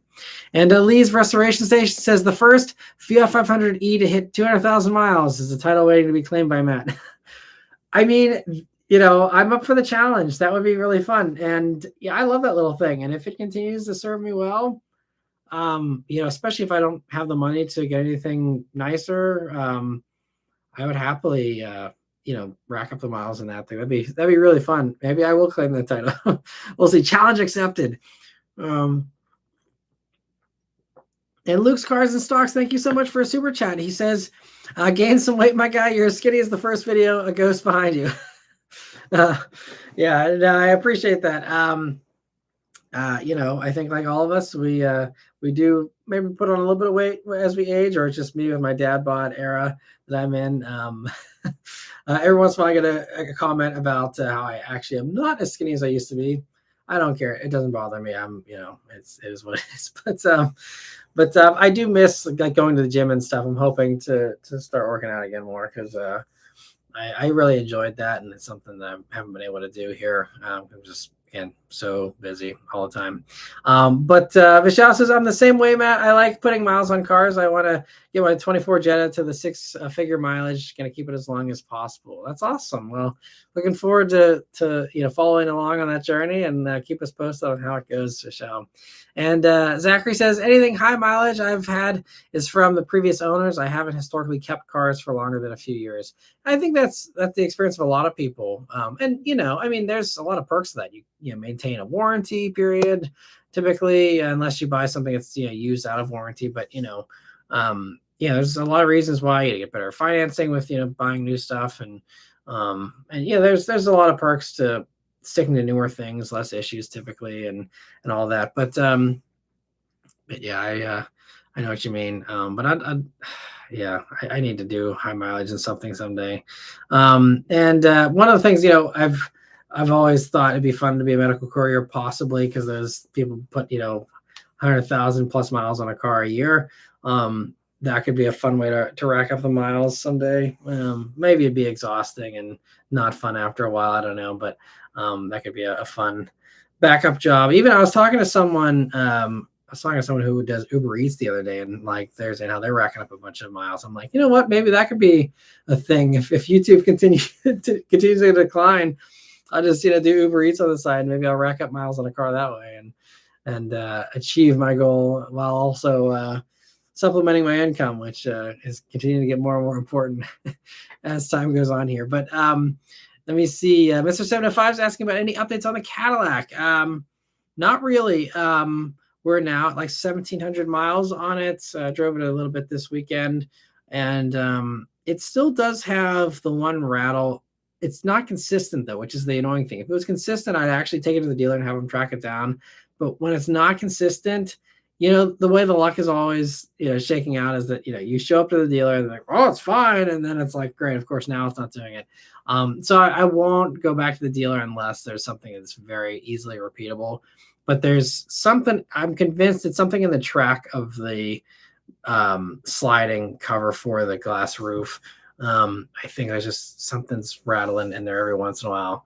But aside from that, we're still having a great time with it. The only other odd thing, it's not really bad necessarily, but it doesn't stick to the charge like limits that I specify, because I have it set up to only charge 80%. because that's what Cadillac recommends for battery longevity. And the it's set up in my app, it's set up to 80%. And the car, when I go to the head unit, it says, okay, it's not going to any more than 80%, but it occasionally will like just do more. And we'll get in the car and it'll say we're 82% or 86%. And I'm like, why can it not stick to this schedule? It's just strange. The Mach-E never once did that. I mean, it's not a bad problem to have a few more percentages, and it's not like I'm trashing the battery going to 82 or 86% every once in a while instead of 80. I would say, 9 times out of 10, it does charge correctly and does stop at 80%. But just kind of a strange, little quirk. Hopefully, those things get improved with, app updates and over-the-air updates and stuff. But being 3 years in, you would think that'd be a basic thing the car has mastered, and unfortunately not. But again, not a big deal there. One other thing, though, speaking of personal cars, I was actually going to share it, but I'm glad I didn't because it's already gone. Our Mach-E finally went up for sale that we had, and it was at the dealer. I think they might have had it listed for 3 or 4 days, and it's already gone. So someone wanted that thing bad. I mean, it's kind of a rare combo, the white on white interior. So I don't know, how it sold so fast, but someone snatched that thing up quick, and I didn't even say anything. So I don't think it's anyone that knows it's mine or anything, but like that thing, I've sold impressively fast, especially Mach-E's usually aren't super fast sellers. And since it's a used one, I think it was listed for 28 grand. And I think you got to be under 25 to get the used tax credit. So I don't, unless the dealer ended up going to 25 so the person can get the tax credit. But other than that, I don't know. Yeah, it's just kind of surprising it sold super fast. But so our Mach-E is on to a new owner somewhere. It's sold out of a dealer here in PA, but I have no clue if it's going to be around or not. But I'll maybe run a Carfax on it and follow up on it here in a couple of years and see. Let me see. So Mr. 705 says, I've been waiting for a Ridgeline for a while now. I was hoping the new 26 would be a new model based on the new Passport, but it looks like that might not be new until 2027 now. Yeah, I guess maybe the Honda team's just really spread thin. They only can do one new update a year. It's like, okay, well, we did Pilot, which was actually 24, right? I think it's a Pilot new in 24, and then we finally have new Passport in 26. At that rate, maybe it'll be 28 before we see Ridgeline. But it's very slow. And you would think, if it's the new platform and you want to get all the new stuff into the new, product line as fast as possible, why does it take 2 years to hack a few inches off of a Pilot and give it a new front end and back end and, slight tweaks to the interior? And same thing for Ridgeline. You got the formula already, why make it harder? You just do the same thing again with the new looks and the new interior, and I think people would be happy with it. So yeah, I don't know, but hopefully they do it soon for your sake, Mr. 705. And Danny's also listing off another rare Subaru is the 2011 Impreza S206 NBR Challenge Edition. 300 were made, focused on the Nürburgring performance and features. Nice. Yeah, I think I vaguely remember when they were doing the Nürburgring kind of special stuff back in the day. Yeah, all fun stuff.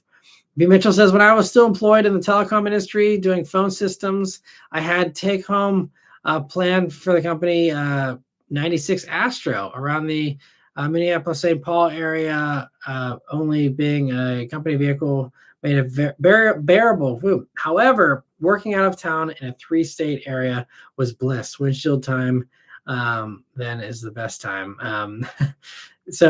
Okay, yeah, that's impressive though. Yeah, I'm sure you put a lot of miles on that in that time period. And yeah, I saw one of the Astros. I don't know if you watched the junkyard video, B. Mitchell, but I saw an Astro, and I mean, I don't see those too often. I definitely don't see them on the streets, but even in the junkyard, they're rare. So that was kind of cool. I spotted one of those this past week, and that's fun. You had one though. Maybe not fun, like you said, but that's cool though. And let me see. Danny says only 100 of the S206 were made. Gotcha. and it was made for the class win at the 24-hour Nürburgring. Nice. And V Mitchell says, simple, the Mach-E got sucked up for the meager use tax credit. I don't know, because I think you got to be under 25. So maybe the dealer took $3,000 off just to get the tax credit on it. I don't know. And Danny says he's got to go to school tomorrow, so he's heading out here. About to be done with my first month of senior year of high school. I'm getting called old and UNC. I don't know what that means, but getting called old, sadly. I'm 17 and a half, like, geez. Yeah, well, it's just the joke of aging out of high school, and hope it continues to go well for you. And Maybe Gaming says, what's the lore behind the super rusty and crappy exhaust from the 2009 Civic review that was filmed in the winter? I don't remember. I recall, the rusty exhaust, but I'm not sure why it had that on it. That's just the used car lot that I get stuff from. I guess when they get stuff that's either traded into them or stuff they're buying wholesale from other dealers that are getting it as a trade-in.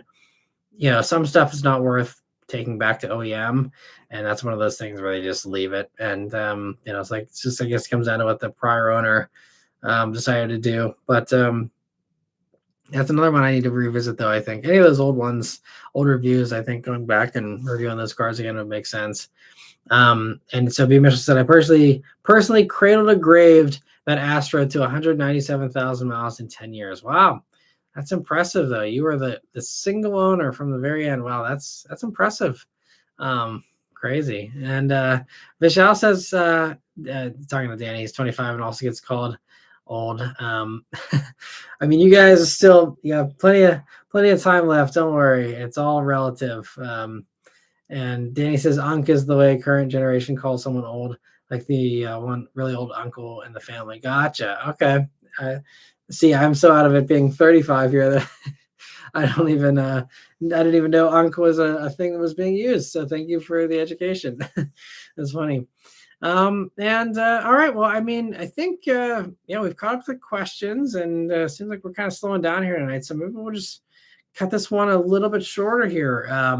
If anyone else has any final thoughts here, we can chat. Happy to go the full 2 hours, but otherwise, don't want to hold up anyone else here. If you guys are done for the night, I'm good too. So I don't see anything else unless it's just slow to load. But so we'll head on out here and say my goodbyes. If other stuff comes in, we'll address that here at the end. But I think everyone's about done for the night here. So thanks so much for stopping by, everyone. Hope you have a great week here.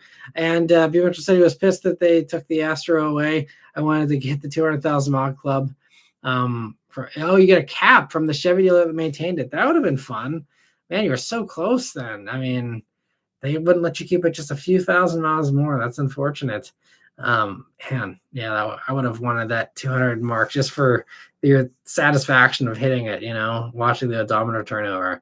All right. Well, thank you all so much for hanging out here in the live, and have a great week, and stay tuned. I'm going to have some more good stuff here this week, and I'll be filming some new reveals. I haven't done embargoed stuff in a little while here. It's been kind of a slow summer for me as far as traveling. That's been my own choice, but I will have some more new releases here coming. Probably not this week, but next week. But keep an eye on my socials. If you follow along on there, you'll see my little adventure here coming up this week. So stay tuned for that. And thank you all so much for hanging out here. Have a great rest of your night. Have a great week, and I'll see you guys on Wednesday, hopefully for the next one. We'll see. Wednesday might be a little iffy. Just last little heads up. I'm hoping to still do a live on Wednesday here this week. It might not work out depending on how timing works with everything else going on with me on Wednesday, but hopefully I'll be able to do it. But I'll keep you guys posted. Stay tuned, and I'll let you know if I'm not doing it. But anyway, thank you all so much once again. I'll see you guys on the next one. Take care.